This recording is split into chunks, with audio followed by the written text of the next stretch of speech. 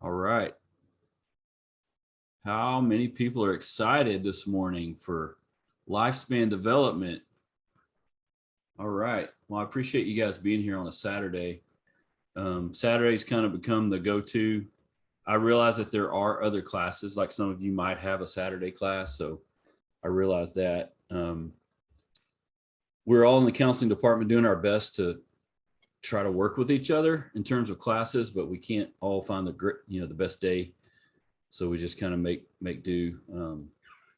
This particular class is actually one of my favorites to teach. I've been teaching this one for a little while, and I made a couple of tweaks to it for this time.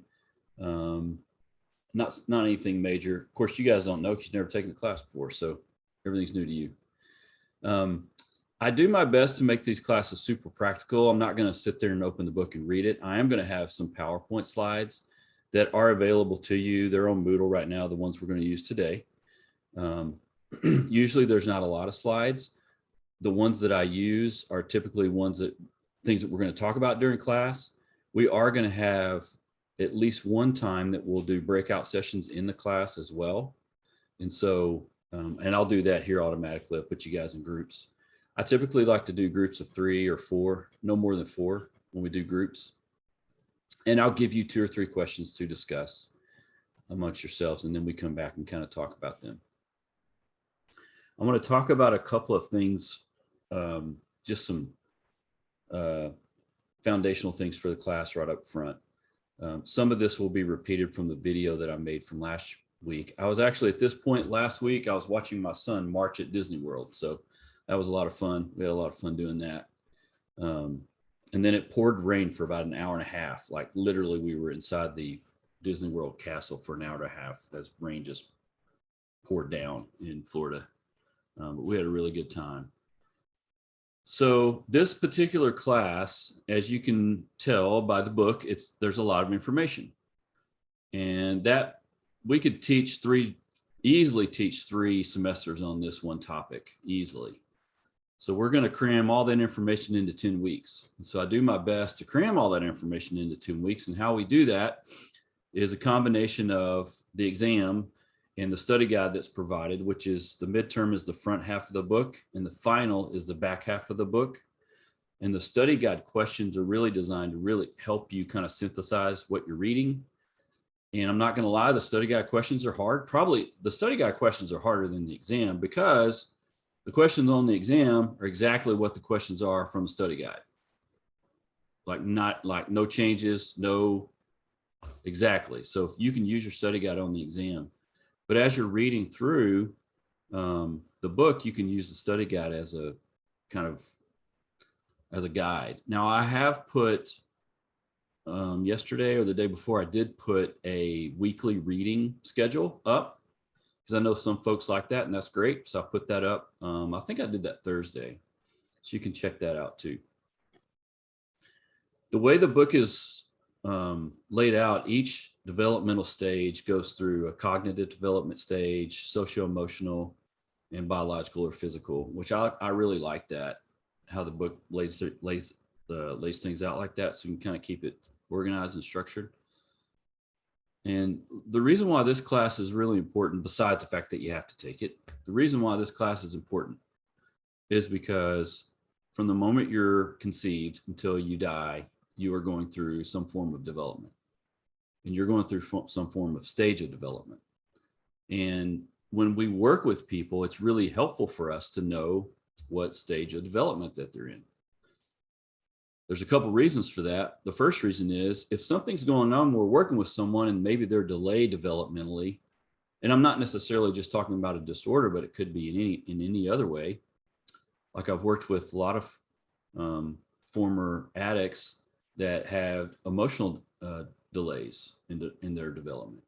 And so it's important for us to know things like that.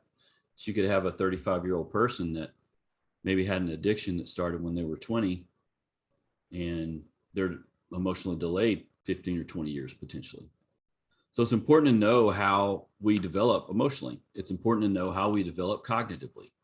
And you can tell the first, especially at the very beginning of the book, they'll go through a lot of the theories of development. So every every theory of development's listed there. Some of them, they go into more detail than others. I'm going to talk about a couple of them this morning. And I've given you kind of a cheat sheet, like a developmental theories cheat sheet on Moodle you can use too. And I would use that when you're studying for the exam, when you take the LPC or LMFT exam, you can use that as well. So when we think about the lifespan development, what we're thinking about is not just, someone getting older. Age is important, but there's a lot of other things that go along with it. So just having that kind of framework, that's kind of how we think about the class.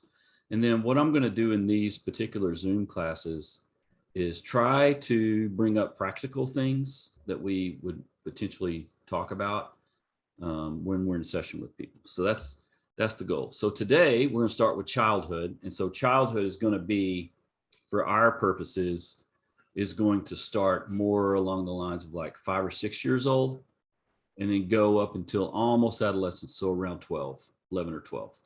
So that's what we're going to do today. Our next class will be adolescence, the whole gamut from around 13 to around 20 or so. And then the last class will be adulthood, which will be in the 20s all the way through the 70s, roughly. And we'll talk about different clinical areas in each of those developmental stages. All right. The first thing I want us to do this morning is I'm kind of curious about a couple of things. The first thing is I always ask, do we have any people, and you can either say this or put up an icon or something. How many of you, this is your very first class in Amberton? I'm always curious about that. Is anyone this their first class?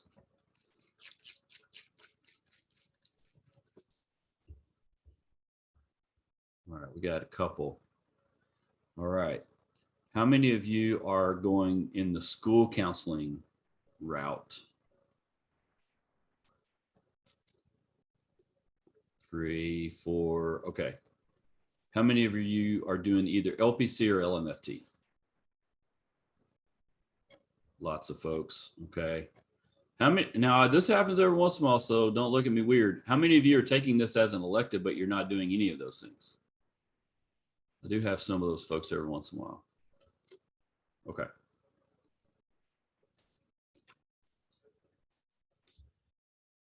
And I'm going to go ahead and apologize for my dog that will probably bark at the door here at any moment because the wind might blow different and he'll just go crazy. Okay. So let's get going. I'm gonna start with some slides, and then we're gonna do this for a little bit, and then I'm going to let me get this out of the way. And then what I'm going to do is we'll do our breakouts as well. Try to get you guys organized here so I can see you. We got a lot of people today. That's good. It's awesome. Okay. So one of the things that I have discovered as a therapist, so I've been in private, I've had a private practice now for 13 years. I started doing counseling in 2010. If I count my actual practicum experience, the master's program I went to, we actually started doing counseling our second semester. So we actually started with clients when we literally knew just enough to be dangerous. We started working with people. So I've been doing that since 2009. I was actually a youth pastor before going into counseling. So I've worked with families and specifically adolescents for over 25 years. And during that time, there's one of the things that's really jumped out to me is no matter who I'm working with, there's always a element of parenting that you're working with. So for example, if some folks here might decide, hey, I kind of want to work with kids, which is awesome. I worked with kids for about 2 years and decided I didn't like it very much. So I just didn't work with kids very much, but I know some people that are really good at working with kids. When you work with kids, you work with parents. When you work with teenagers, a lot of times you work with parents. if you work with couples or individuals, a lot of times you're talking about their relationships. And so in a lot of ways, you're talking about parenting. Now, that's not necessarily always the case. It's probably about 85 or 90% of the time. And so what we're going to talk about today, we're going to look at childhood as a whole. And then we're going to look at kind of some parenting types of things that potentially could come up. And that's probably what we'll also spend time talking about in our breakout groups as well. And so the information that I'm going to share here, you guys can see this. I put the slides up on Moodle. So I did do a couple of little tweaks this morning, but nothing major that will throw you off. So if you want to pull it up on Moodle, you can. The first now there's multiple theories about development, and there's even multiple theories about, especially when we get into childhood, like how kids develop.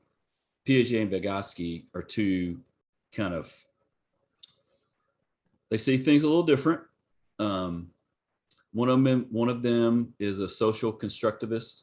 One of them is a cognitive constructivist. Piaget, especially Piaget and Erikson, are kind of in the same vein when it comes to kind of how they see the world and how we develop, how people develop, especially in childhood. And so I use these two to talk about, because most of the time when I've taught this class, Piaget is someone that people have probably heard of. Erikson, Piaget, a lot of people have heard of those guys, but Vygotsky is not someone that people would have heard of. He kind of came along and said, well, I like your idea of the language part being important, and education playing a major role in a child's life. But what about our culture? What about how we interact with people socially? And so he's the one that started to put a really strong emphasis on kind of how social, our culture, our social kind of come together, and how they interact, and what effect they have on us developmentally. And so when you think about actual social constructivism, that's kind of what that means. And then there's people after him that have kind of carried that work on. And so basically, when we think about these two guys, they don't have a lot in common except for the education part. They kind of view education as important. One of them sees the role of language being really, really powerful in terms of shaping thought, not just strong in terms of shaping like who we are, but like how we think. Piaget is more about, hey, how we think actually shapes everything else. Like how our cognitions form shape everything else. And so now, keeping in mind that these are both theories, right? They're not, black and white.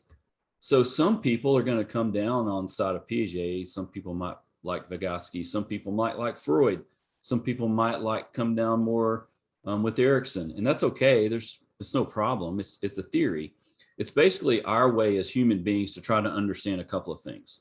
Number one, why do we do what we do? Why do we say what we say? Why do we do things sometimes when we probably wish we wouldn't do them? And also, why do other people do things and we're like, why do you do that?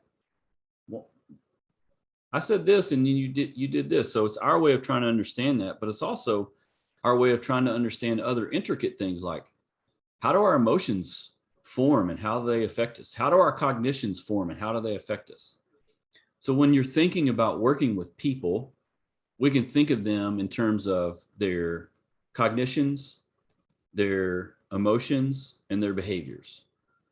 So those three things really are kind of what we're made up of, basically. And some people, and you'll see this in the theories, some people head more strongly towards the emotional part. If we make some changes emotionally, if we change some things in how we emotionally approach things, that will affect the other two, which is true. Some people look at it more from a cognitive perspective and say, well, if I can change my cognitions and my mindset, that's going to affect the emotions and the behavior, which is true. Then other folks look at our behavior and say, well, if I can change some behaviors, that's going to affect me emotionally and cognitively. And that's true as well. So all three of those are true. It just depends on how you come down, right? Depends on what you see and how you see it. For example, if you decided that you wanted to change your cognitions or your mindset, but you wanted to do it through a behavior change, you could do that. If you want to decide you wanted to change your behavior because you wanted to change your mindset, so your behavior would change because your mindset changed, you could do that. If you said, I really want to change my behavior and do it through my emotions and kind of tweak my emotions so that I can make some changes emotionally speaking that would also affect my cognitions and my behavior, you could do that. So as counselors and therapists, we have the ability to help people make changes based on those three areas. So what does that have to do with lifespan? Well, it has a lot to do with it depending on the way you come down theoretically, right? If you're theoretically more in the camp of Piaget and probably Erickson, the cognitive behavioral therapy kind of area is probably where you're headed. You're thinking more like, how do I, I can change cognitions, I can affect my brain and make brain changes that affect these other areas of my life. If you're more in the postmodern place, which Vygotsky was more towards a postmodern view of therapy, then you might be looking more at the emotions. And we're going to talk about all of these as we go, but that's just kind of, as we look at it, I just wanted to show you two really kind of different views theory-wise, that it doesn't necessarily matter the theory as long as you believe in the theory. It doesn't even matter in your model of therapy as long as you believe in it. You'll get the same results as someone else. Okay, and I'm not actually just making that up. That's like research-based. That's not Chris saying, oh, I think this will work. This is things that we know through research. Some of this information I'm giving you now, you're going to find out in other classes. But I like to talk about it in terms of our lifespan, because obviously we work with kids, we're going to do it differently than we work with adolescents, than we work with adults, right? So if we start talking about kids, and again, I'm talking about probably age 5 or 6 till 12 or so, right around in there. So really that kind of pre-elementary, elementary age is what we're talking about. And there's a few things that really happen early on that are really important. There are 2 times that our brain neurologically is the most active. That is early in infancy up until the toddler years, until they kind of get into elementary. That time span, and I'm giving a large span because it's different for everybody. That time span is when our brain is extremely active. Our neurological pathways are forming at really quick rates. We're adding pathways all the time, every day, through every interaction, through everything we see, everything we touch, everything we smell, everything we taste, everything we hear. And then that continues as we speak and as we learn and as we grow and as we start walking, we start grabbing things and we start making mistakes, which we'll talk about separately. So when we think about childhood, this is especially early in childhood, it's an explosion neurologically speaking. The second time that our brain's the most active, as active as that, but in a different way, is during adolescence, which we'll talk about next time. Okay. I like to talk about executive attention and functioning in childhood early, because that's an area that definitely will be discussed in a therapy room. So we have executive functioning skills. Everybody has them. It's all part of our prefrontal cortex. There's about 12 of those. I've listed a few of those here. Obviously, when we're 5, we don't make plans and we don't have goals. But hopefully, when we're 35, we can do that. So it takes decades to develop these, but they start out in childhood. And so we learn those obviously from our parents, and we learn those as we watch them. And so one of the things that we think about is this ability to sustain attention. So sustaining attention actually is a big deal as we get older. And so, which is going to come into direct conflict with a couple of things as we get older. One of those is screen time, which I'm going to talk about at the end of the class, some of the research we know about that. But being able to focus and engage with something like an object or a task starts early. That starts when kids can sit up. That's kind of when that starts. And so by the time they're 4, 5, 6 years old, they would have already been probably able to do that. I mean, it could be anything as simple as, I've got a ball and I throw it and I go get it and I pick it up and play with it. Or I've got Legos, or almost anything when you're 4 or 5 can be a weapon or a play toy or something, right? And so having that ability to have focus and attention on something is something that we just learn. It affects how we hear things. It affects how we talk. It affects how we interact with other people. And it becomes more complex, obviously, as we get older. If we have some deficiencies in that, we do have difficulty completing tasks, or we have some difficulty maybe later on in reading or comprehending things. And that doesn't mean that we can't ever do it. There might sometimes be delays, like we could have developmental delays along the way that would stop us from maybe reading, or maybe it has something to do with other tasks like walking even. But being able to focus and have that extended kind of engagement with something is actually really, really important, and it starts really early on. So I'm gonna go over. So I want to talk about. Let me see. I want to talk about something specific. I think I got, yeah. So I want to talk about the self right now. And just FYI, if I'm going too quick or I say something you're like, I don't understand that, please don't hesitate to jump in and ask a question. You probably have to interrupt me. That's fine. Just jump in and ask. It's fine. It's no big deal.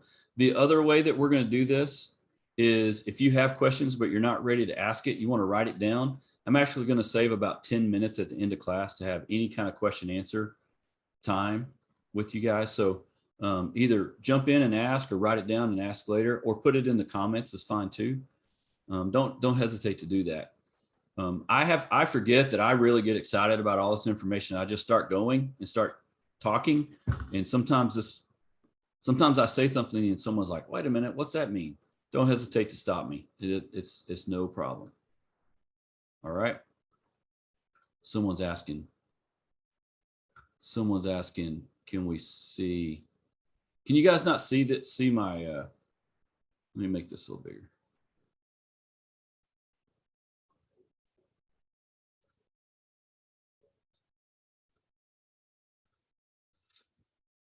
I'll make it a little bigger. Hopefully that's better.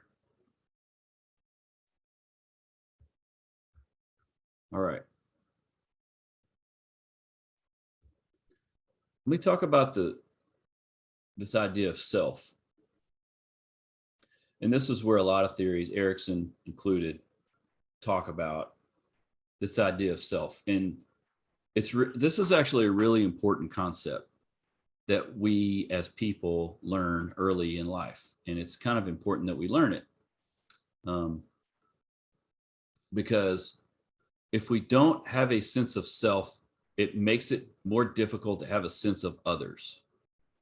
And so when we have a sense of self, that's one of the reasons why it appears, and it is true, that kids seem very selfish, because that's exactly what they're learning to do.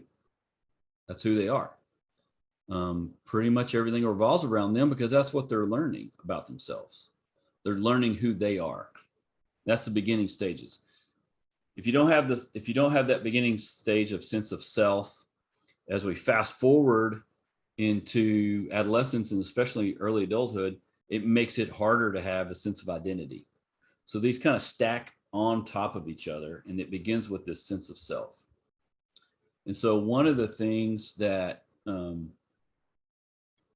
having this sense of self, one of the characteristics of it is kind of this feeling of guilt, right? Okay. Not necessarily shame per se, but guilt. So when we first feel guilt, the first time we feel it, it'd be really hard for any of us to remember the first time we felt it because we would have been really young. But when we first start to feel guilt, that's our brain basically saying, hey, this is you and other people, and there's a world, and something's going on here. right? So emotionally speaking, we have to have that feeling of guilt. And so it gives us kind of this self-understanding. It gives us a conception of ourself. And like I said earlier, it helps us to start feeling a sense of other people, a sense um, of a bigger world around us. And so that starts pretty early. That starts um, coming into toddlerhood. That's when that really starts, and it kind of picks up steam. Now, when we jump to a concept like shame, which is a little bit different, which we'll talk about here in a second, that's not. I'm not necessarily talking about shame. I'm talking about more of a guilt. And there's good guilt and there's bad guilt. There's guilt that if we do something wrong and we feel guilty about it, that can help us repair a relationship. Let's say that's not necessarily bad guilt. That's something that goes, oh, wait a minute, I messed this up. I need to fix this. I need to fix this relationship, or I need to fix what went wrong.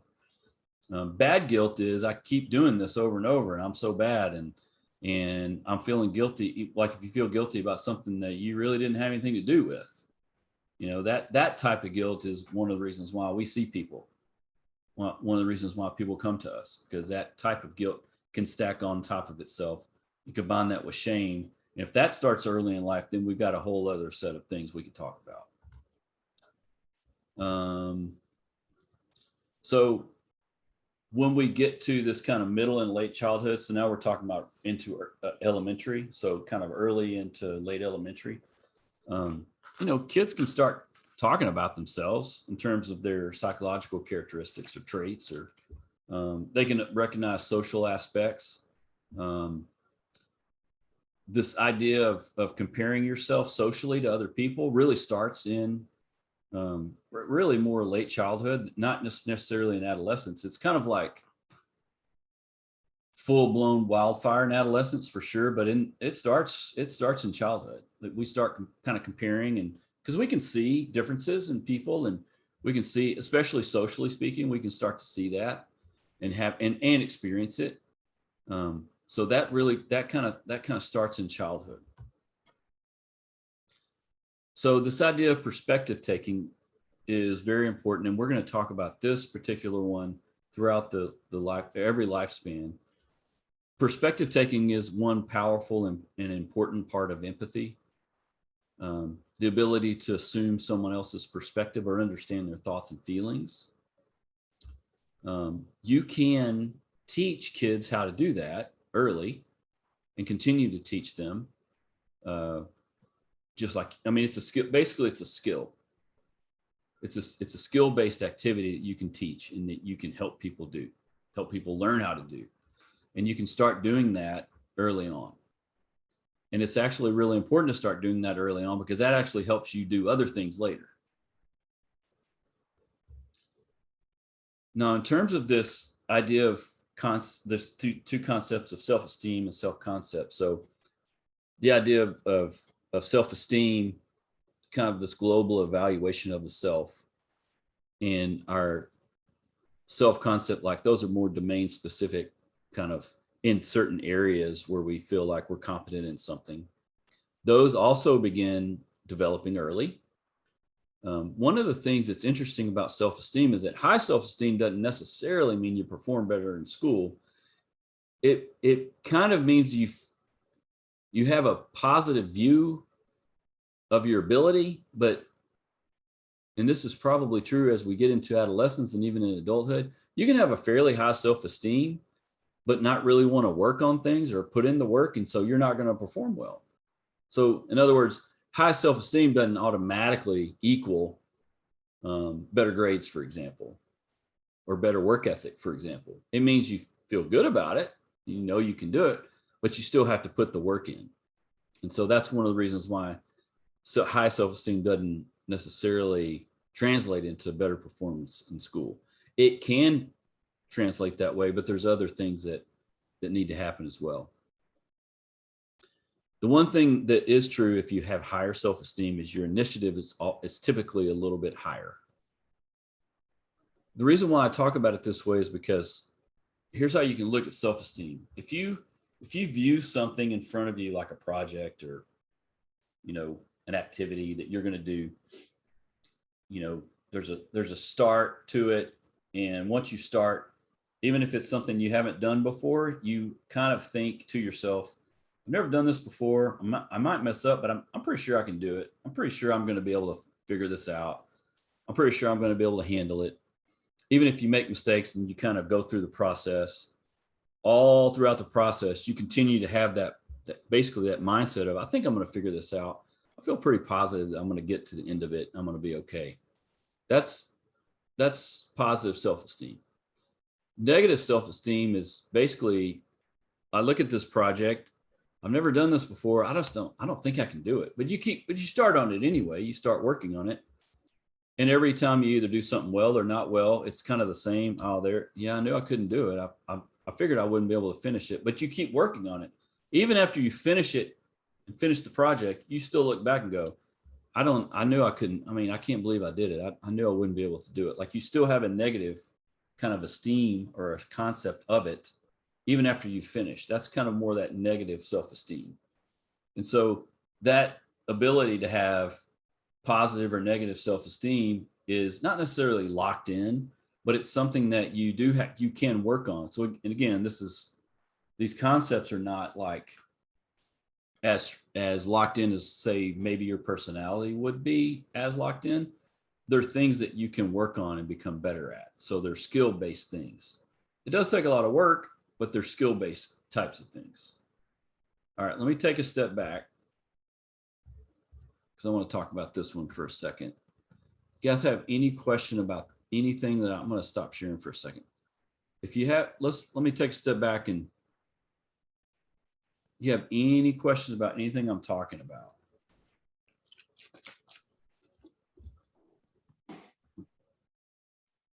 Dr. Bedard, I don't know if it's a question or a comment. It's always in the back of my head. So we talk about our development according to our biological side, physical side, and cognitive, and the social emotional side. But what about the environmental circumstances side? Because I personally think that environment and culture, like where I was born, for example, plays a huge impact to shape the way I think, I behave, and I interact. So I'm moving to another culture, even though I grew up, for example, so like personally speaking, I am originally from the Middle East, and I was born there, and I arrived in the US 10 years ago. So I was in my 30s. So, and within the last 10 years, that really changed a lot of the way I think, the way I behave, and my perspective about life. Absolutely. So that's why when we talk, I study about the theories, and even though there are many different theories, but unfortunately, the aspect of the environmental circumstances or the culture is not well emphasized. Even if we talk about it, we talk like a complementary sometimes, like I don't see it, but to me, I see it as fundamental. Like it has to be added to our biological, physical, and cognitive, and all those aspects. It has to be another fundamental base. I have a question also. Sarah, okay. I'm sorry to interrupt you. I love what you're saying. It makes a lot of sense to me, what you're saying, but I also would expand on that and say, well, what about that whole spiritual side of people? Exactly, like that, exactly. So that's why when I said the environmental circumstances and the culture, and there this one term or one word or two words, but they are the same, like they're equal, kind of. We can say the spirituality, the traditions, the family power, as well as, and honestly, the weather. Like the weather sometimes plays a huge impact. Like I don't know, like happiness, like if it's sunny versus cloudy, it's hot versus cold. So I just wanted to, sorry, I said, Oh, you're fine. but I'm just wanted to like share this idea because it's always back of my head. Yeah, I know. I Thank think you're you. exact. Yeah, no, you're right. You're both right. You, I think there's other things I would add to what you're saying, not just our cultural environment. So the word culture is big, right? So it incorporates lots of different things. So inside of that, if I were to talk about specifically, let's say your let's say I was to talk about not just your culture, but if you grew up in poverty, let's say, low SES status or high SES status, those are going to have an impact on several things. Donna mentioned your spiritual development or your religious, let's say your religious upbringing or spiritual, the culture you're brought up inside of spiritually or religiously. Obviously, that's going to have a large impact. The reason why I showed you guys those two different folks at the beginning is because the old way of thinking was more along the lines of, and I say old, I'm talking about like 150 years ago old, up until maybe probably about 30 years ago. This idea that culture didn't really play a role in our development. The idea that culture plays a role in our development is kind of new, actually. I mean, developmentally speaking, if we look at the history of psychology, it's pretty new, right? And so one of the things that's interesting about what you're saying is that, like, the stuff I'm talking about right now are just like basic, like, here's how people kind of develop. We haven't even talked about anything dealing with culture yet, anything, right? We could take these same developmental areas that I'm talking about, and like you said, the weather could play a role, how someone grows up in terms of what type of household they grow up, which is what we're about to talk about in a second when we talk about parenting. Someone just wrote a question about the pandemic. I'm going to go off on a little bit of a rabbit trail, so you guys just bear with me for a second about COVID. So COVID itself, I think, well, first of all, it's a traumatic experience. It's a worldwide trauma that's happened on top of other traumas, right? Like, there's other traumas that have been going on anyway, and then COVID is like a blanket trauma on top of that. So we know for a fact, research tells us that trauma actually rewires brains. Like, it changes the shape and size of your brain sometimes. Like, we know that for a fact. So the effect that COVID is going to have, now some things we probably don't know yet, and we're not going to know for a little while, but we do know a couple of things about the effects of it. One, from the standpoint of suicidal ideation, suicidal thought has rapidly gone up over the past 3 years. At basically all levels of development. We know that. We also know that in terms of mental health, like I'll just take two basic ones, like depression and anxiety, let's just say. Those two, we also know, have gone up substantially over the past 3 years. We know that for a fact. Now, they were already kind of going up anyway, but because of COVID, they've probably gone up more. So some things we know about trauma, right? So we just know some things that happen when we go through a traumatic experience. Trauma is another one besides our culture. Trauma is another thing that could developmentally delay us, that could really cause us to have trouble in our development, right? And so so all the things you brought up, Sarah, Donna, you brought up, the things I'm talking about now, they all obviously have an impact on us.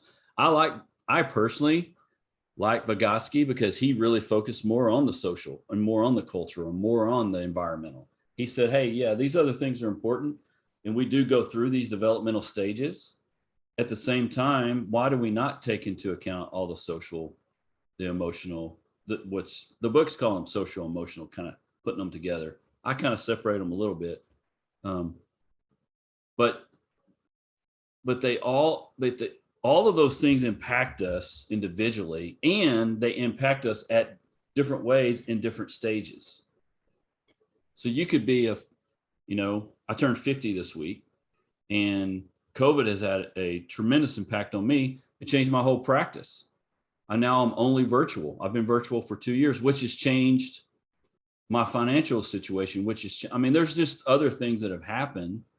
And just for me as a therapist, just talking about one person, thinking about what COVID has done in one area of life, I can't tell you how many of my clients all of my clients have been affected by it, but some of them have been affected profoundly by COVID, just that one thing. So we all are impacted by our culture, but we're also impacted by other areas of life. If you guys would look at, I didn't put this on here today because it's in the earlier chapter. I feel like it's either chapter 2 or 3. I can't remember. If you guys have a look at Bronfenbrenner's circle, basically I think he does a really good job of, Sarah, of talking about what you're talking about, looking at our different spheres that we live in, right? So I live in a house with my wife and kids here. And then on the outside of that, I've got neighbors and family. And then outside of that, I've got this, and he kind of backs it out into 4 or 5 spheres or circles. It looks like a target. So if you look at his work, he addresses a lot of the things that you're talking about now, which I think is important. This idea of social constructivism is, like I said, kind of new within the last 20 or 30 years. And it's basically saying what you're saying. Hey, this is, we need to look at how we are socially constructed, not just how we're cognitively constructed, let's say, because they interact with each other. Now, I will say this, I'm a LMFT, so I'm a systems therapist. So I think in systems, and the way I see all of these things is they all interact with each other, right? So if there's a change over here, there's going to be a change over here. So they all kind of work together. That's kind of that's kind of my bent. That's kind of how I see things. And so I'm rambling now, but what you're bringing up is really important. And I think it's important for us to remember, and it's important for us to think about, because like this idea of self is kind of a basic thing that has to happen for us as people, as we develop. And so like today, we're kind of talking about these kind of basic things. Now here in a second, we're going to talk about parenting. And when we talk about parenting specifically, we're going to be talking about lots of different things. A lot of things affect parenting. A lot of things. So I appreciate you bringing that up. I think it's a great point.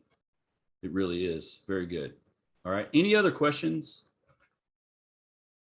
Comments? Anything? I do have one more quick question. So are we the people to make changes to counseling?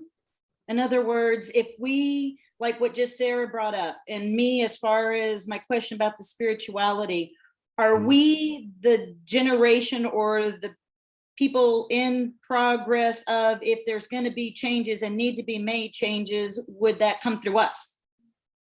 Through research, through, everything we have to do, because everything that we're given in these books is really great stuff. And it's, like you said, the last 150 years, which is kind of new, but there's a lot more.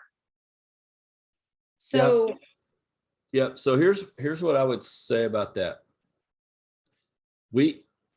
So everybody here, depending on the direction you go, like if you're going into counseling in any way, you all have to decide the type of counseling you want to do, right? You have to decide your style. You have to decide what theory or model you're going to use. You have to decide kind of the techniques that you like, that you want to work with people. You have to decide what type of folks you want to work with. You have to decide all those things. And you'll do that as you go through this, through Amberton. The other thing that's really important, that you have to be aware of and start to incorporate into your life is, what does the research say about whatever topic we're talking about? And when I say research, I don't mean, when I say research, I don't mean Google. I don't mean Facebook. I don't mean, I heard someone say something about something. I don't mean that. I mean peer-reviewed journals. Like what are like, for example, when if I want to know, well, COVID is a great example. There's starting to be articles now written about COVID. There's starting to be research written about it in terms of mental health. It's just starting to come out. There will be a lot more of it in the next 10 years, but there's starting to be some of it. My work with adolescents, I spent, and especially couples, I spent, 3 years of my life basically looking at all the research I could find about the best way to work with couples. Evidence-based approaches is what you're looking for, right? So what is the evidence-based, how does an evidence-based approach work versus something that you heard your uncle say worked for them? I'm just making that up. But I mean, when we're talking about these things, it's not just like, hey, not even what Chris said, not even what I say, hey, try this because Chris said. No, what if I say it, but it's not necessarily based on research? Well, that wouldn't be, now I try not to do that. I try really hard to stay current too, which is the other thing, that we live in a world where we got lots of information. Information will never, ever again be our problem. We have a lot of information, a lot, but we have to be able to think through it critically. We have to be able to think through it logically. So that's where your research comes into play. And that's where your ability to look at research from a standpoint of like, hey, what's this say? What does this study say about this, whatever this phenomenon is that we're looking at? So in terms of change, change happens slowly over time. Each person has to decide what they're going to be about. Each person has to decide what type of counselor they want to be. Each person has to decide what they're going to focus on. Kind of at the very, very basis of that, the foundation of that is like, hopefully you like people. Because if you don't like people, you're in the wrong place. Because sometimes people are hard to like. And our job is to help, right? So we help best when we like who we're helping. Don't have to agree with everybody, that's fine. But we need to like them. It's kind of important. Does that make sense? I'm totally off track now. See, you guys give me these questions. We're going to go down rabbit trails. But they're good questions, and I'm glad you're bringing them up. These are good. So, anybody else? Somebody's at your door. Somebody's ringing the bell. Oops. Well, I had a quick question. I guess while we're on this topic, honestly,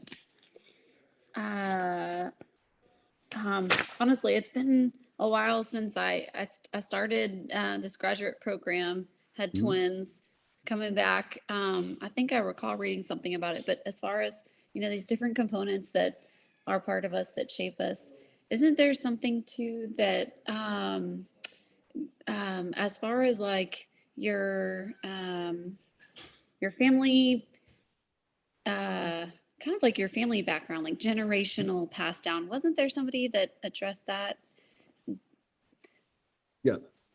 Yeah. So there's a lot of people that address that.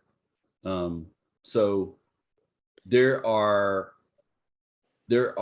is evidence, genetic evidence too, of say, like big things we always think about, like addiction, we can think about in terms of things being passed down, but there's also things like anxiety can be passed down. Like an actual mental health issue can be passed down as well. Now we're about to talk about a big one, parenting. Parenting is probably the most influenced by how we were parented, because that's where we learn, right? So this developmental, I'm coming back to our childhood now. This developmental stage is where we start to learn about everything. If you think about it, right? Not just like how to sit up and walk and crawl. I'm not just talking about that. I'm talking about like How do we treat people? How do we love people? How do we talk to people? How do we watch other people interact? How do we watch our parents or our family interact or not interact? Like, we're learning all of that now, right? We're talking about childhood, right? When kids are small, they learn by seeing. As they get older, they learn by thinking. And as we get into adulthood, we kind of put all those things together, and that's kind of who we are, right? So as we think about childhood, one of the biggest influences on our life first are our caregivers. If you read any research study in the past 50 years, they will say they specifically focused on mom and dad for a long time, but now it's more like a caregiver mentality in terms of the research. They'll say that a kid's number one influence throughout their life is always their caregiver or parents, number one, for good or bad. Right? And a lot of people argue with me about that because they say, well, but teenagers don't like their parents. That has nothing to do with it. They're still heavily influential in their life, still. Now, do they want to be with their parents? No. Did my kids hang out with me at Disney World? Not really, not that much. That's okay. That's cool. They were with their they're with their friends, but I have a lot of influence on their life. Why? Because they can't buy anything without me, and they can't go anywhere without me, and they can't make decisions without talking to me. Now, I'm not lording over them. I'm just saying I still have influence in their life. Does that make sense? So we know that for a fact. That's well researched. Now, how do we put these things together is kind of where we're at right now. And so to answer your question, yes, there are things that are generationally handed down for sure, good and bad. And there's things that potentially could be handed down that aren't handed down. I've worked with many clients. I'm working with one really hard case. What was hard when I started, but this guy that I've been working with for about 6 months had a horrible childhood and was extremely abused in childhood, mainly physically, verbally and physically, and therefore emotionally, and grew up that way and got married. It didn't go well. He got divorced, and then he's been married now to his second wife for about 15 years, and they have kids, and he has a lot of anger and a lot of frustration. And when we started talking about it, we started digging some of this stuff out from the family and digging some of the stuff out from childhood that he knew about, but never really thought about. And as we start digging through it, he realizes that he was looking at his kids like, you didn't go through what I went through. And so he would make things hard on his kids subconsciously because of that. And as we start digging these things out, he starts to realize that, well, that's not really fair. And then we start talking about other things like, how do we, like, we didn't say it this way, but basically, how do we break this kind of chain reaction of things that his dad was like with a certain way with him, his dad's dad was a certain way with him, and his dad's dad was a certain way with him. How do we break that? And he was really bound and determined to break it, which is really important because he's breaking it now. And it's taken a long time for us to kind of get to this place, right? So he brought all this stuff with him in childhood, just kind of like a backpack. He had a backpack on. He had all this stuff in the back, really heavy stuff that he was carrying with him. And as we kept going, we'd pull something out and we'd look at it and talk about it. And then he would be able to either put it back in his backpack and keep it or set it aside, and he would be done with it. And that's kind of what we've been working on for 6 or 7 months. But to your point, that's what we do. Sometimes we bring that stuff with us, right? Because in childhood, like what the stage we're talking about, there are a lot of things that happen to us in childhood, good and bad, that don't have to be major traumas either, by the way, that can have an impact on us for years, decades, right? We can carry it around with us for a long, long time. And some of that stuff, like I said, doesn't have to be major traumas. It could just be anything, any kind of thing. So yes, there is definitely a way to look at all of these things. I wish I had a chance. So I wish I could teach this class in 3 semesters. Then we would slow down and talk about all of these things specifically, like each developmental stage specifically. The problem is we just don't have time. I wish we did. As you can tell, I'm going to bore you guys to death for a second here because I can go on about this for a long time. So I want to jump back to a couple of things. I'm looking at something real quick here.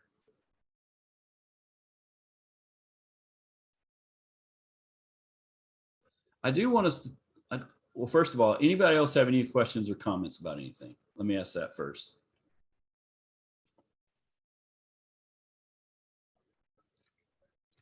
Great questions and comments, by the way, really good. So here's what we're going to do now.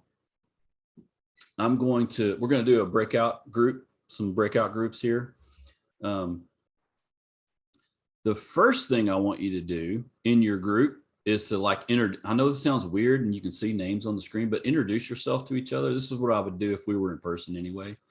Just introduce yourself to each other and just, kind of, hey, I'm Chris and I'm doing the LPC track or whatever. And I've been at Amberton X amount of time. This is my 10th class, or this is my first class. Just something real brief. I'll put you in groups of 3 or 4. And then basically what I'm going to ask you guys to talk about, it actually, Sarah set me up perfect for this with her original comment.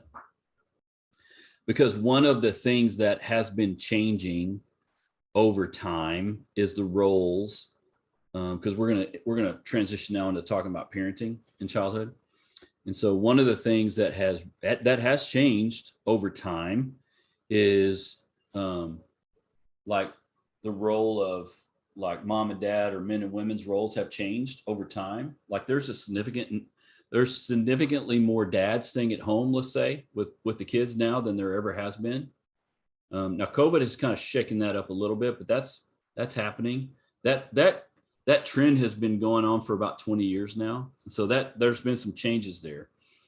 Some cultures, like if we're just talking about broad cultures. Now, when I say culture, it could be, now Sarah's talking about like coming from the Middle East, that's a cultural mindset. If you came from India, that's a cultural mindset. If you came from anywhere in Latin America, that's a cultural mindset. Even if you lived in the Northeast of America, there's a culture there. If you live in the South, that's a culture. If you live in a specific part of the South, that's a culture. We could have cultures within cultures. And so our culture does impact our role that we play, right? And it impacts our role that we play in things like parenting and taking care of kids. Okay. What I'd like for you guys to discuss is 2 things. It's just 2 separate things. In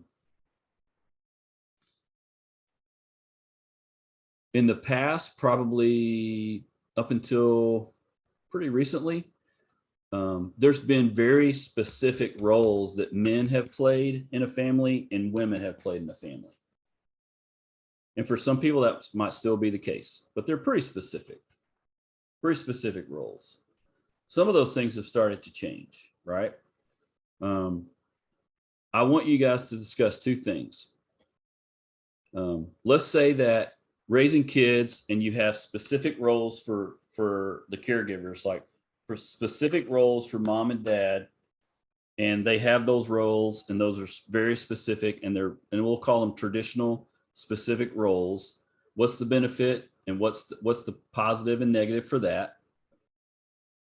And then we're going to flip-flop it and say, hey, there's no specific roles for them, right?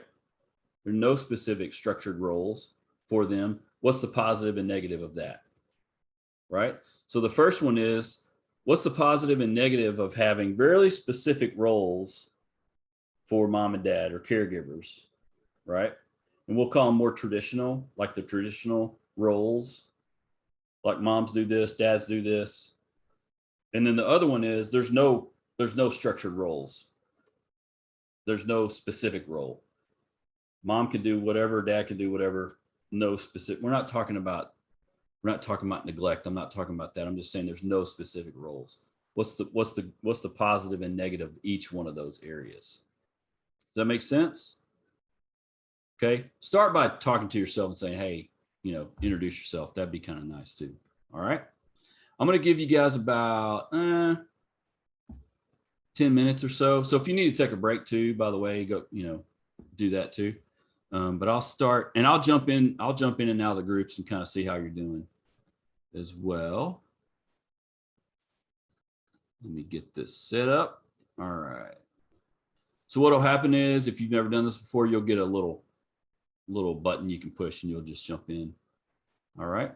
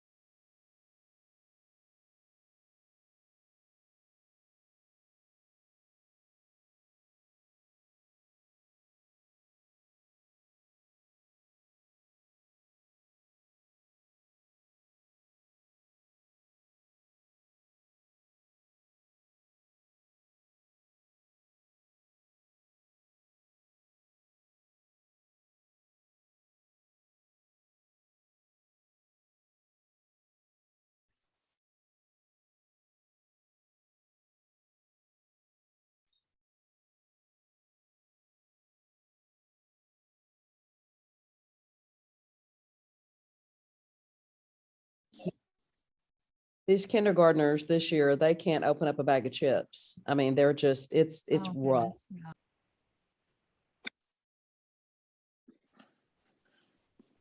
All right. Raise your hand if I cut you off mid-sentence.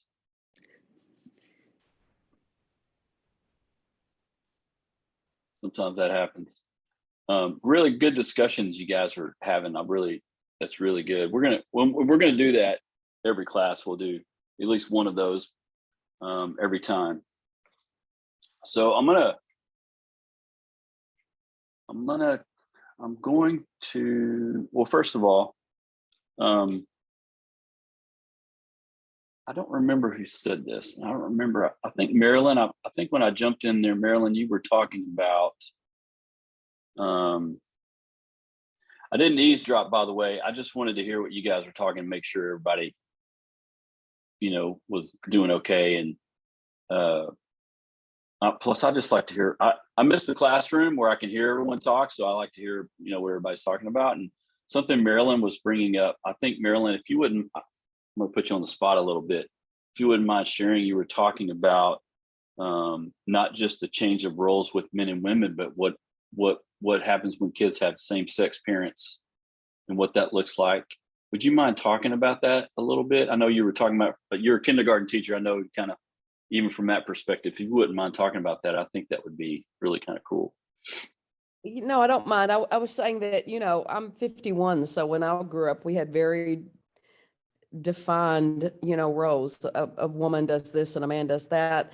And I said, from my personal, my daughter has a partner and they are raising a baby girl. And so, we don't have a mom and daddy. We have two mommies in our home. So and I do teach kinder, and I come across that as well, where they're the same sex parent. And so there is not daddy does this and mommy does this. I may have two daddies or I may have two mommies. So it's a little, it's different, now. I think in our breakout room, the thing that was brought up was maybe not necessarily having a woman's job and a man's job, but certainly within the family unit that the two parents have defined roles, such as, you're paying the bills, you're doing the trash, those are, and I think we see that, but I do see a lot of, there's not, I don't have a mom and a dad at home. Right. The reason why I wanted to bring that up is because that's a good example. And I heard some other people talk about different things other than what Marilyn's talking about. The reason why I bring that up is because the idea that there's set roles, that's changing.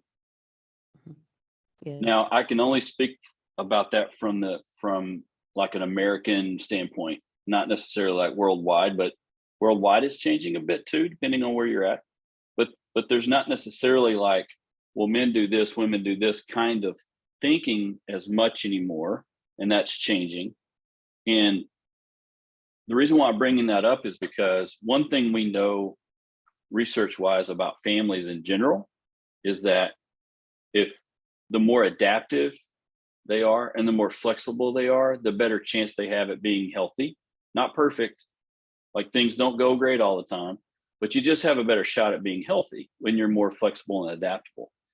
And when I say family, I don't necessarily just mean the unit, right? It could be the existing family or outside family, right? And so as we look at it from that standpoint, that starts to be really important to us. That's why I wanted you to, thanks for talking about that.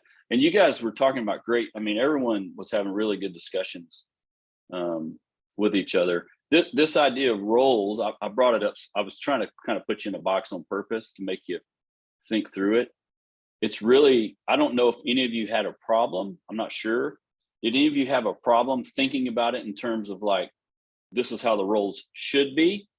Or were you guys more talking about, hey, this is what happened to me, or this is my experience? What were you guys talking about?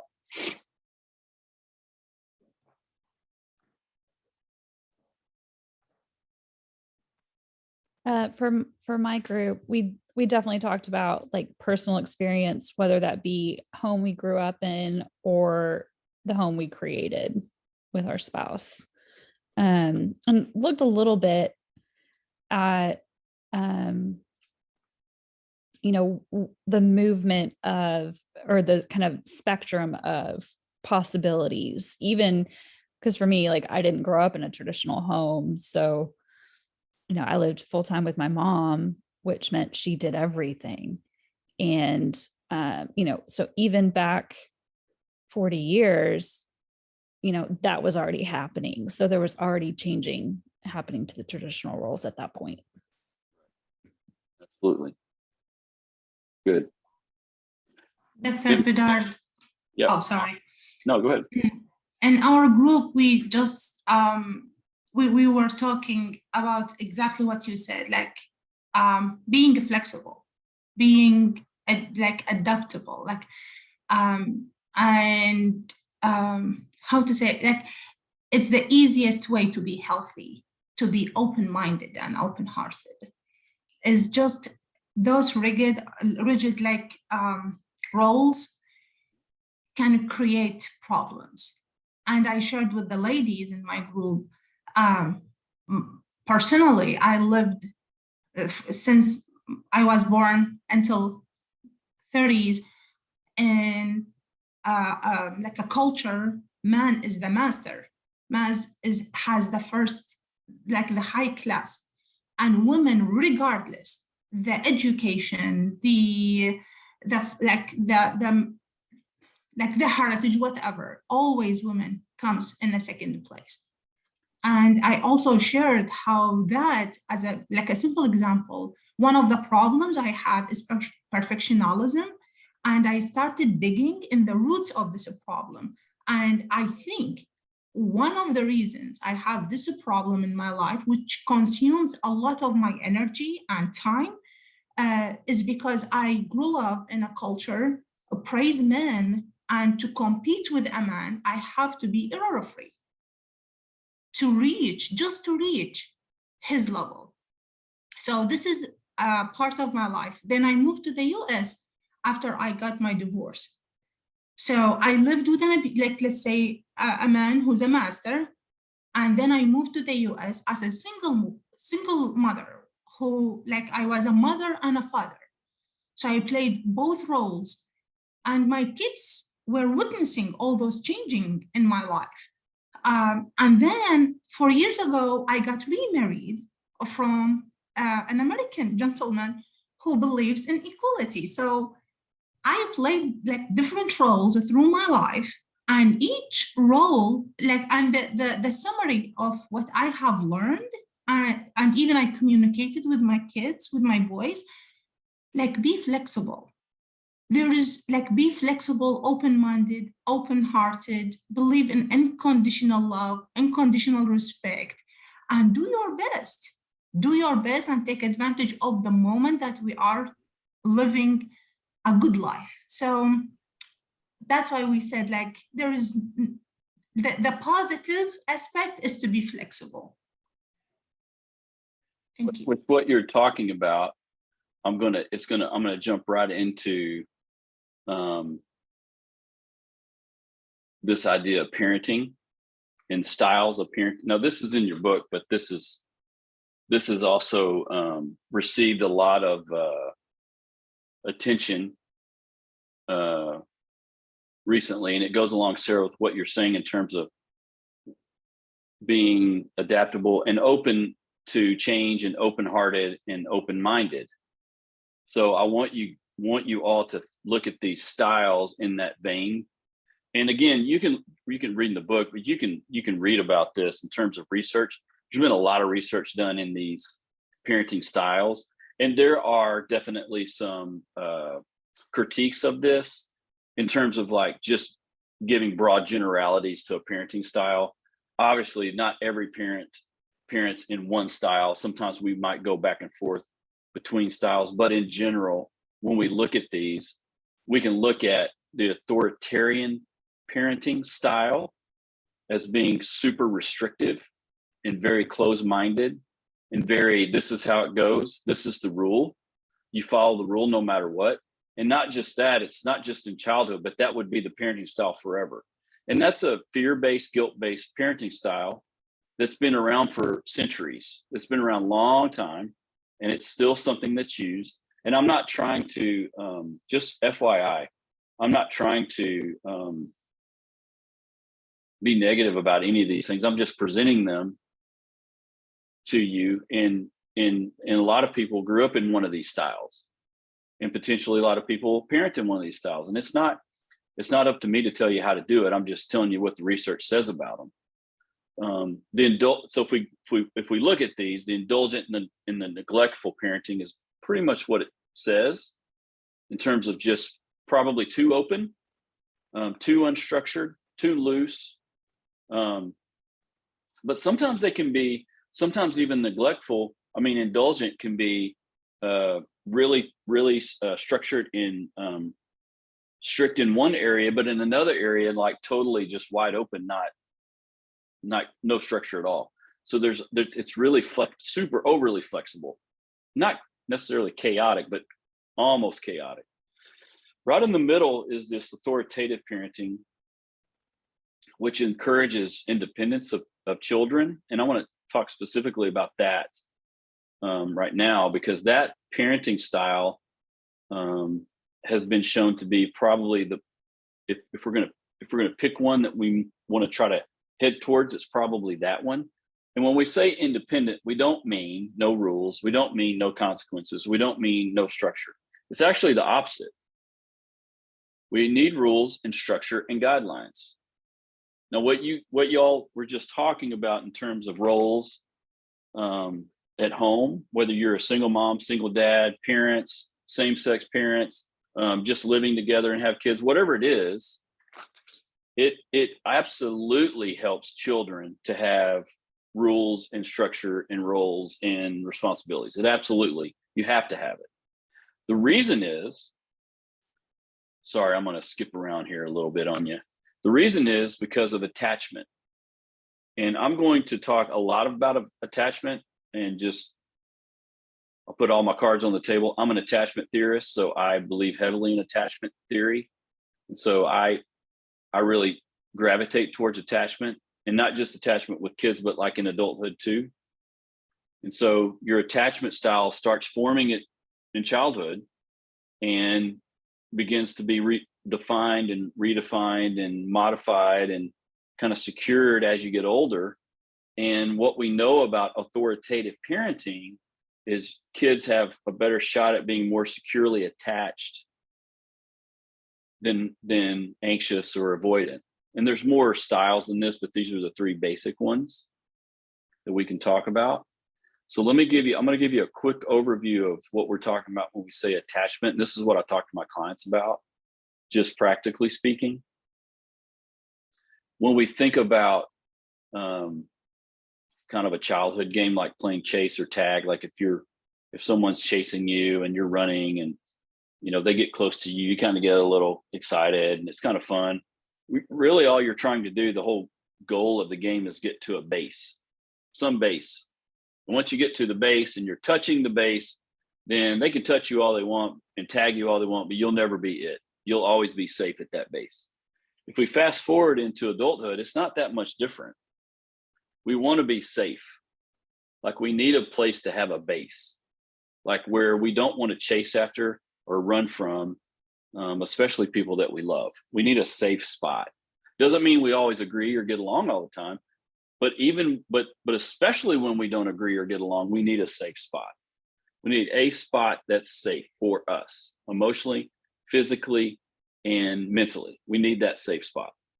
And so that's what attachment addresses. Now, it's like I said, it starts in childhood and kind of it carries on. The one thing about the style is that style can change too. Like if you grow up in a family where you have more of an avoidant attachment style, you can change that style as you get into adulthood. It can change. It takes a little work, but that can happen. And so when we look at these, sorry, I'm going back. When we look at these styles, the authoritative parenting really encourages independence, which is really kind of the same as autonomy. And autonomy for us as people comes from security, not from insecurity. When I feel secure in my relationship, especially like the most basic fundamental relationships, when I'm secure in the relationship, I'm secure when I leave the relationship and go do whatever I'm doing, right? Like if I go off, I'm still secure, right? Versus if I'm insecure, or especially if I'm anxious, then I'm still in the relationship and I still love them and I'm still with them. But when I go off, I'm still anxious. So what does that mean for the next relationship? I'm anxious in that relationship most of the time. And sometimes if I'm in an anxious relationship, I might even try to push that person away just to see if they stay. Like I might do things, say things, try things that push on them subconsciously to see if they stay. And so when we have that secure attachment, you're less likely to do that. Now, obviously, there's other things that come into play when we talk about the attachment styles. But what we know from a research standpoint is the authoritative parenting is kind of the one that encourages this independence, and also it allows for us to allow for kids, especially in childhood into adolescence, to grow and express things, try things in a safe way. Now, that again, it doesn't mean no rules. It doesn't mean there's always consequences. There's always a structure in place. There's always a boundary, right? There's always those things. It doesn't mean you just let them go do whatever. Sometimes people hear, and I'm going to talk about this from a clinical perspective. If I'm talking to parents that are having trouble with their 16 or 17-year-old because they're still authoritarian, and basically they're authoritarian in terms of like, I'm still parenting my 16 or 17-year-old like they're 5, you're going to have a problem. That's not going to work. You can't do that. Well, you can do it, but when they turn 18, what are they going to do? They're going to, they're going to leave. They're going to do whatever they want sometime anyway, right? Versus, so one of the things that we talk about is, hey, what things did you do then that you maybe need to change now? Like, what does it look like? How could this look different to have that relationship? And so when we think about even things like punishment and how we handle punishment or consequences, that matters when it comes to how we parent and the type of style that we have with our kids. And so when we think about these things, it's really important for us to keep in mind that with kids, especially when they're younger, when they are starting to learn how the world is working and how the world works around them, having that ability to create and sustain a very safe and secure place around them, not perfect and not without problems, not without issues, but just have a safe and secure place. It allows them to grow into a more healthy person, basically. And it doesn't mean there's no issues. There's always going to be issues. There's always going to be struggles. There's always going to be things that happen. We can't create safety in terms of like keeping everything away from them. That doesn't work either. That's like the opposite of safety. That's kind of like, similar to things like toxic positivity, where, where positivity becomes everything, where everything's always okay. And that's just not true either. Everything's not always okay. And so having that kind of balance in there really does help, but it really starts with this ability to be adaptive and flexible inside of our parenting. And I'm talking about this specifically because clinically, these are some of the things that you're going to see and hear and experience with your clients. You're going to hear a lot of these things. Okay. I really want to talk about this, but I'm not going to have time. This will take me a little bit longer than I want. So I'm going to talk about screen time type stuff. I'll talk about that next class because there's some things that are coming out now about screen time that I really want to talk about but I want to give it time, and then I want to have some discussion around it. So I'm going to stop there with that part today. And so to kind of sew up what we're talking about today, this idea of kids and their sense of self is really important. And it's really important to have as a foundation as we grow. And we're going to keep talking about this idea of attachment into adolescence and into adulthood and how important it is too. And so I want us to keep focused on a couple of things. And one of those is, as we move from developmental stage to the next developmental stage, in this class, and this is from experience teaching this class, what happens is in the class, we think about our personal experience, which is normal. I mean, we're going to think about, hey, yeah, I went through this, or this is how my marriage is, or this is how my relationships are. This is my relationship with my parents, or whatever. That's just normal for us to think about it. I want us to start trying our best to try to go from that to to, well, what's the text saying and is this different or the same? Like, what am I learning, right? Like, what am I seeing or learning that, well, maybe whatever happened with me, that just happened with me. That's not necessarily happening with everyone. Like, we need to be mindful of other people, right? And how they experience things. It's super normal in this class for us to first experience all the material from a personal perspective. Super normal. Eventually, as clinicians, we can't do that. In other words, we can't transfer our stuff onto our clients, right? We have to be able to hear it from their perspective and kind of put ours to, not kind of, but put ours to the back. Right? Does that make sense? So I'm just telling you this just because it happens in this class every time. A lot of the information that you're going to start learning, it's going to feel and sound familiar, like, oh, maybe that's why I did this thing, or this happened, or these things happened in this family. You'll start seeing and learning some of those things, and that's great for you personally. But it's also important for us to keep in mind that we're going to be working with people that we're going to be trying to connect those dots with them, not just for ourselves. In other words, this sounds really weird, but we don't do therapy with other people for ourselves. We do therapy for them. And so I'll keep saying that to you. And it's not because you're doing anything wrong. I think it's really just the nature of this class specifically. Because like I said, we talk about things that you might have already been thinking about. So having said that, I do want to take a step back, and I want to spend the last probably 10 minutes here. Now, any of you that don't want to ask questions, you're more than welcome to jump off. And if you have other things to do, that's great. And I can answer any question you have about assignments or about what we're talking about today or anything. It doesn't matter what it is, but I do want to save this 10 minutes to answer questions that you might have. And so if you want to jump off, you can, and I'll see you sometime, April something. I got it written down here somewhere. What are we doing? April 9th?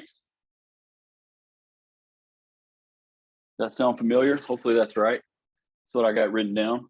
Same time, 9 to 11, April 9th.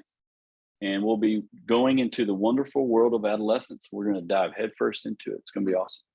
So anybody that has questions, welcome to stay on. If you don't, you can jump off. All right. So I'm ready whenever you are. Okay. I had a question on for each chapter, we're supposed to do 2 of the reconnect, the little, are those emailed to you? Yeah. So you're going to put them on Moodle. So what you write up to me, when you answer those questions in the page or 2 that takes you to answer those questions, you turn that into me on Moodle. On Moodle. And on Moodle, it'll say, turn this into me. Gotcha. On there. Okay. And then the other part's just the forum, where I think I've written a question or 2 for you to answer on the forum. And then you just make comments on other people's, what they put on the forum. Okay. Bernard, can I just clarify? So she just said 2 for each chapter. That's not correct, is it? Isn't it 2? So it's total? 2 total. Some chapters might not even have 2, but some chapters might have 3. And it doesn't matter to me where you get them from. Like if you wanted to jump ahead to adulthood, you could get 2 out of those chapters. It doesn't matter to me where you get them, just as long as you do 2 of them. Here's the reason why I want you to do that, because those little review, connect, reflect sections really help you synthesize all the information that you're reading about.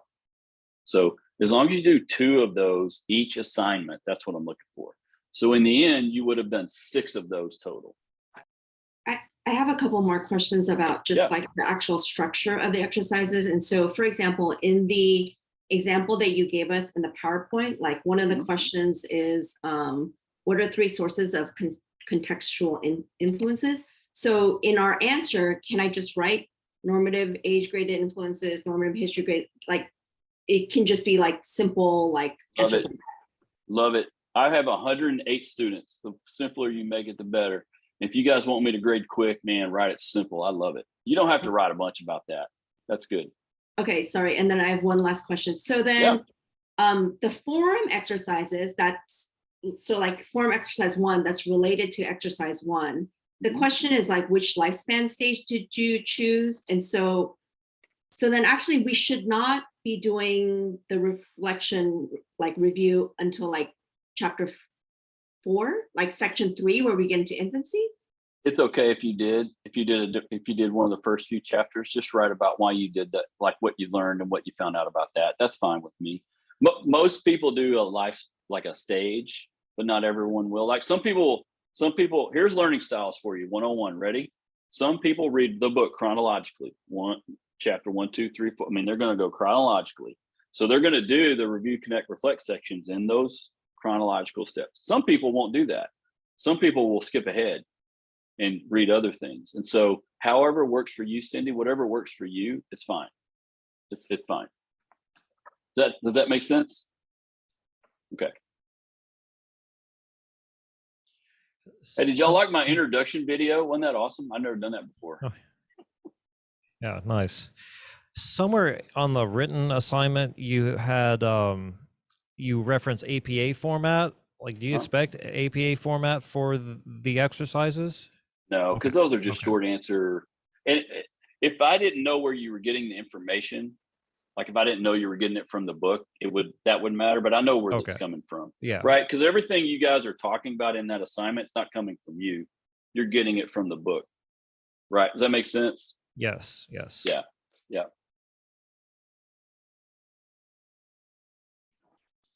Dr. Bedard, so next Saturday is the due date for our first review, reflect, connect, right? That's correct. Okay. Thank you. Yeah, and I think I've got a couple of dates that are Fridays, and I don't know how I did that. They're all due on Saturday. I think one or two of them are a day off, maybe on a Friday when they're due.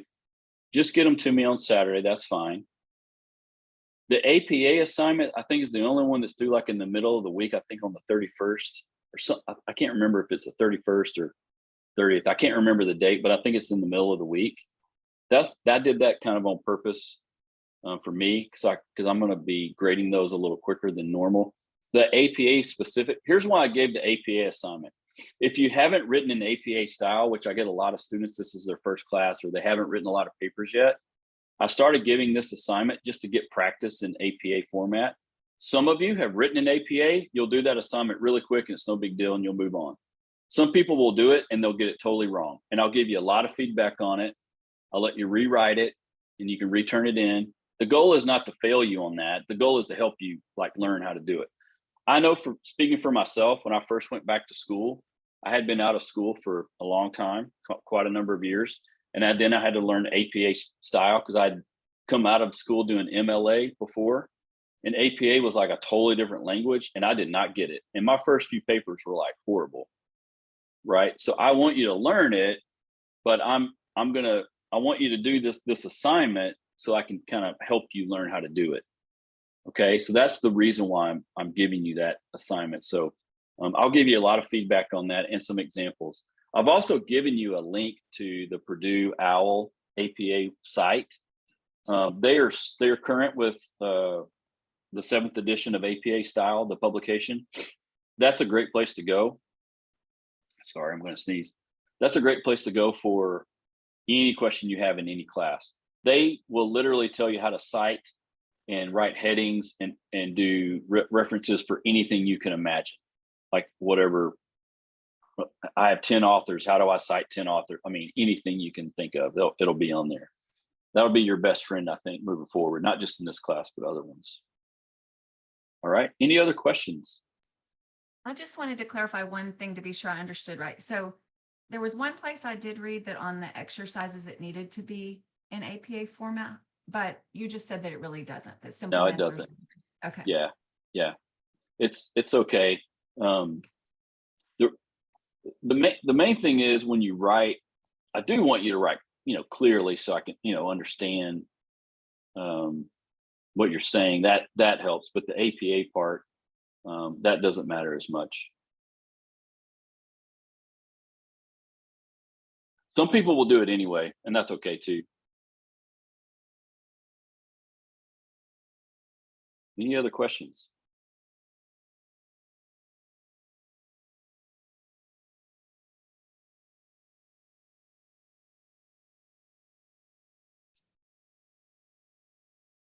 All right. Now you can go do something else. Whatever. Hey, don't Thank you. hesitate to reach out if you have questions. And I think what I say, April 9th. So we'll be back April 9th. There's a slight potential I might throw another class in April. Depends on how much material I can cover and what kind of where we get. But right now I'm just planning on doing just the 3 classes.